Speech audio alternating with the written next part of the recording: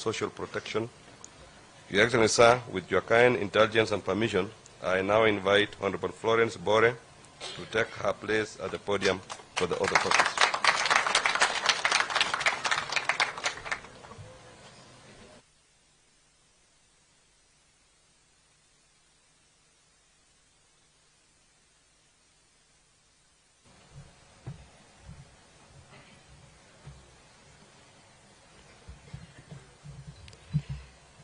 I, Florence Bore, being appointed a Cabinet Secretary of Kenya, do swear that I will at all times be faithful to the Republic of Kenya, that I will obey, respect, and uphold this Constitution of Kenya and all other laws of the Republic, that I will well and truly serve the people and the Republic of Kenya in the office of to hold my office as Cabinet Secretary with the President for the good management of the public affairs of the Republic of Kenya, that I will not diverge directly or indirectly such matters as shall come to my knowledge in the discharge of my duties, and committed to my secrecy, except as may be required for the due discharge of my duties as Cabinet Secretary, and that I will perform the functions of my office conscientiously and to the best of my ability. So help me God.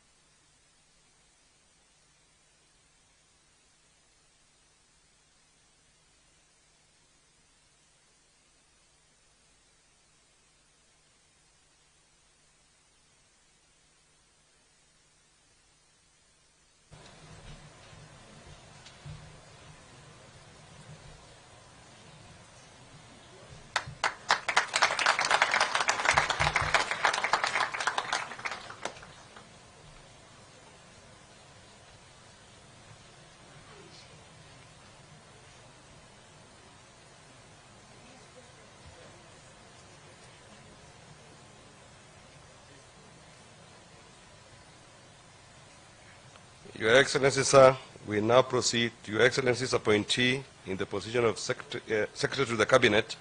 Your Excellency, sir, with your kind indulgence and permission, I now invite Ms. Mercy Wanjau to take her place at the podium for the oath of office.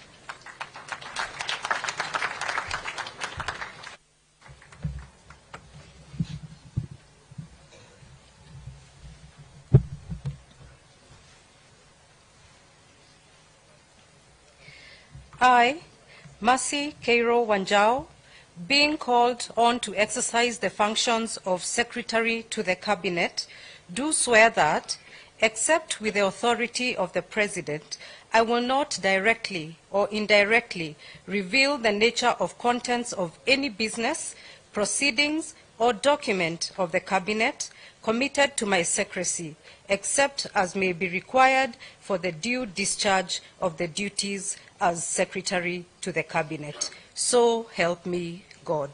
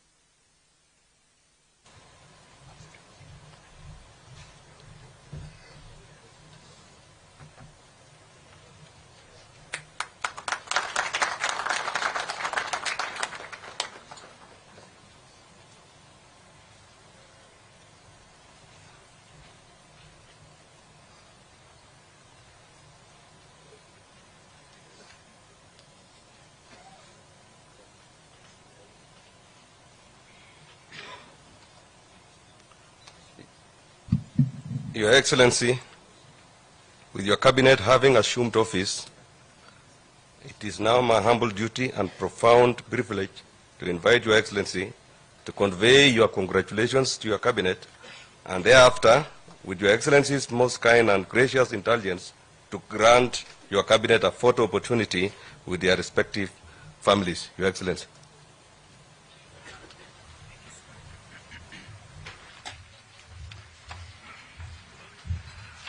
Asanteni sana. Tafadhali tuketi chini. Thank you very much.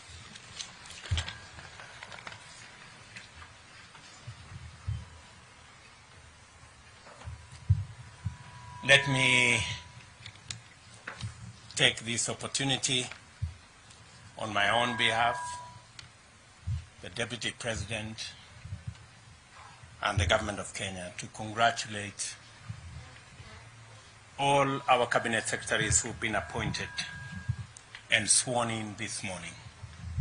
To all of you, I have had the occasion to congratulate you personally, but let me also take this opportunity to congratulate each and every one of you for the honor to serve in the cabinet of the Republic of Kenya.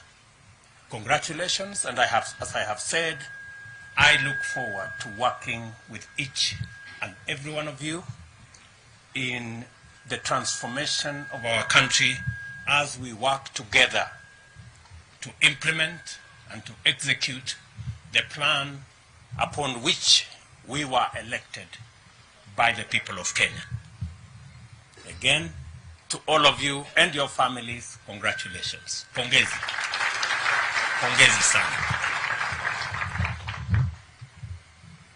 I want to say a couple of things, just by way of welcoming you to my team and my good deputy here, and to assure you that in the discharge of your duties in the various ministries that you will be serving, you will have my wholesome support. You will have my support, because you have no option other than to succeed. Failure is not an option, good people. We have a country to look after, we have a plan to implement, and we have the people of Kenya watching us. So you will have my unqualified support so that you can succeed, because in your success is the success of our administration and the success of our country. So from day one, I want to promise you my support. And the second item I want to say is I have listened to you very carefully as you took your oaths of office. And there are three fundamental things that you have sworn to. Number one, you have sworn to the Constitution. You know very well that this is a country based on the rule of law. I expect each and every one of you, as I do of all public servants,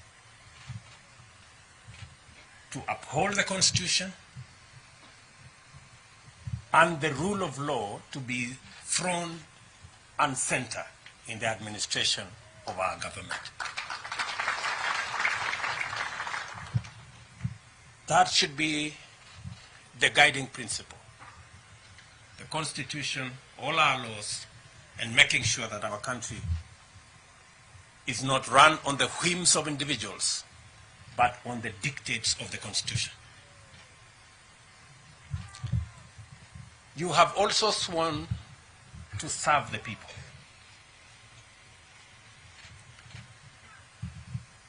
I didn't hear any one of you swear to serve their friends or their families or their regions or their religions. Each one of us here have sworn to serve the people of Kenya. That is the minimum expected of all of us.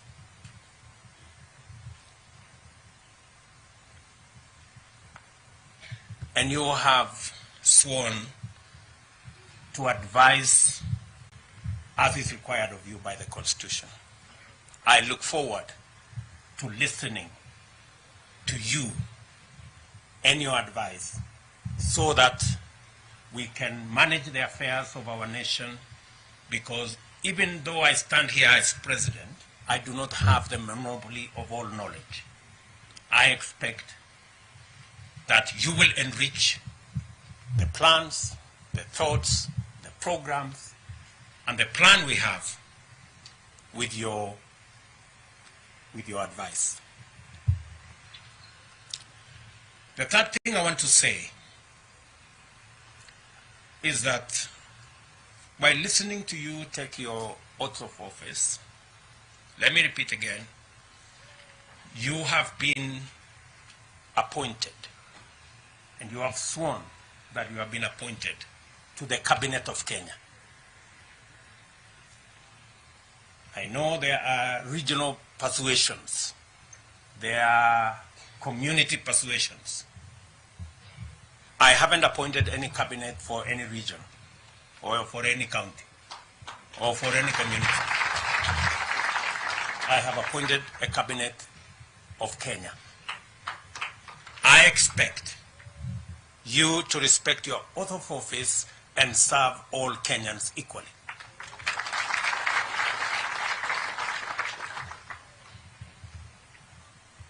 I made the appointment. You've done the swearing. And I have heard you carefully. I was listening carefully. And you said that you are going to serve the people of Kenya and you have been appointed to the Cabinet of Kenya.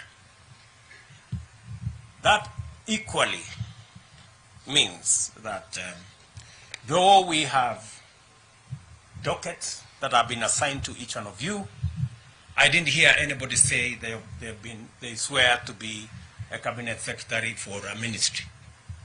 You said you will be a cabinet secretary of Kenya.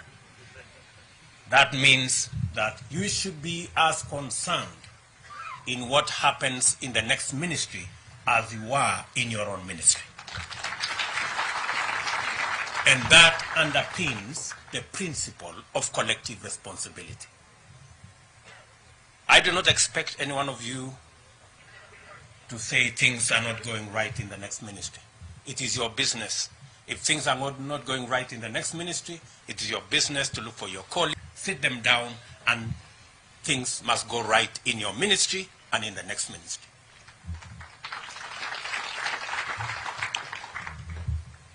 Because the principle of collective responsibility is a principle that is understood and is a principle that has been practiced. And therefore, that will be my minimum expectation, that we will serve the people of Kenya equally, and we will make sure that everything goes right in the docket that you have and in the government of Kenya, because that is your forte. I wish also to say that you have sworn to serve the people of Kenya. The people of Kenya have elected their representatives. We have members of parliament, we have members of the Senate, who are the people's representatives. I expect that we are going to work together in a respectful manner with our elected leaders. As the people's representatives, because all Kenyans cannot come to your office. They cannot come to prosecute their agenda. They have elected representatives.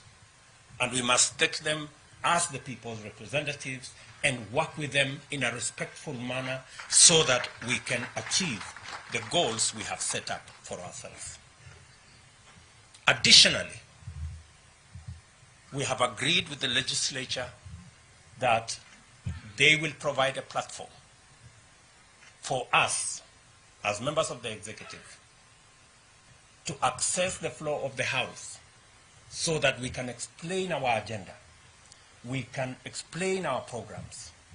They can interrogate what we are doing so that the people of Kenya can understand and make an input in every commitment we have made, every plan we have, and every program that we're going to run.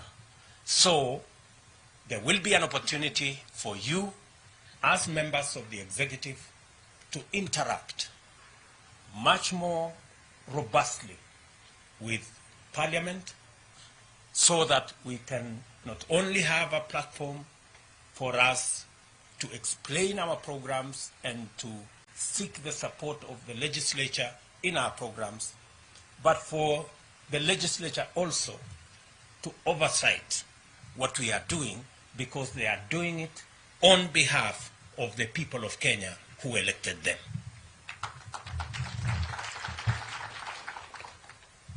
So all of us must prepare ourselves, because my intention and that of my deputy is to run an open government, an accountable government. We have no gray areas, we have nothing to hide.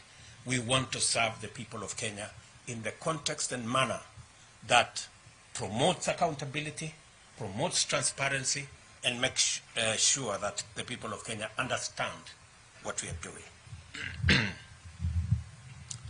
And so, friends, I have the privilege of having worked with all of you. Maybe at not the same distance, but with all of you. So while I crafted this cabinet, I had to take into consideration many things, but I look forward to us serving the people of Kenya. Even as we make other appointments, we are going to make sure that we carry the whole country along, and we make sure that every person given a responsibility has the requisite understanding and knowledge so that we can be able to deliver to the people of Kenya. I have said this in front of your families, in front of your constituents, so that they also become my witnesses, and that they don't come to harass you in your offices to do things for them, so that they understand that you are serving the people of Kenya. And I am sure that I have their concurrence and understanding.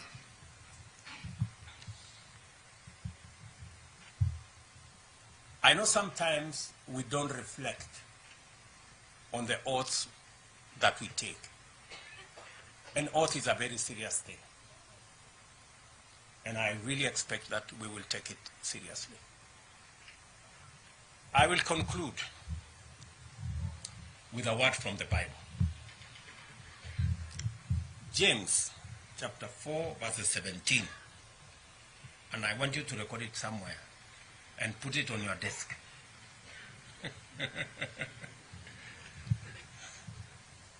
Because that part of the Bible says, he who knows what is right and doesn't do it, it is counted to him or her as sin.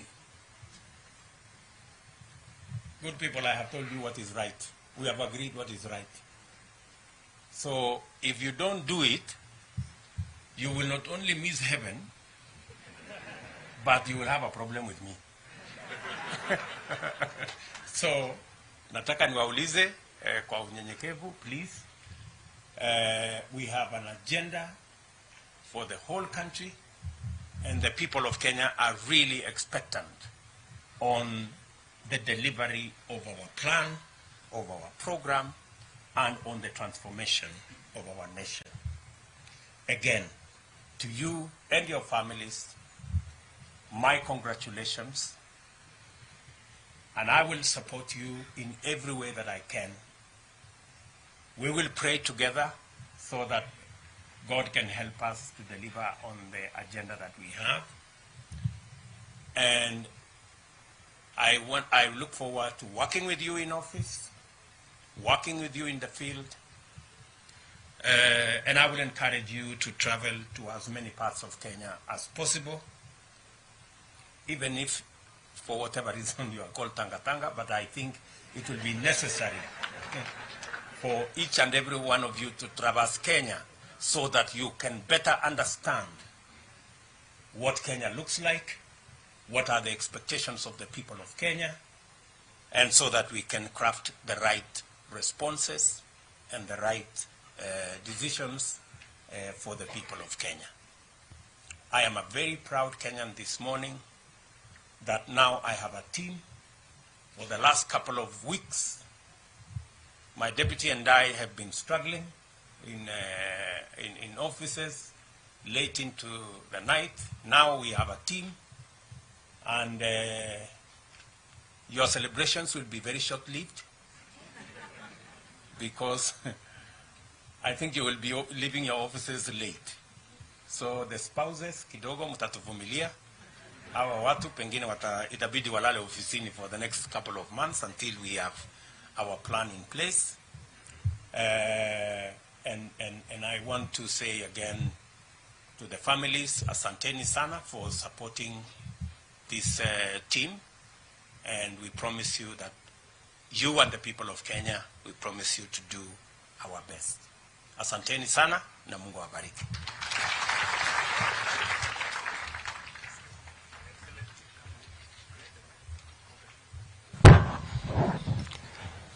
We will clear the stage as Your Excellency goes round, just congratulating the Cabinet. We'll have a brief photo session with all the Cabinet Secretaries, with members of their immediate family. So members of the immediate family, we will have a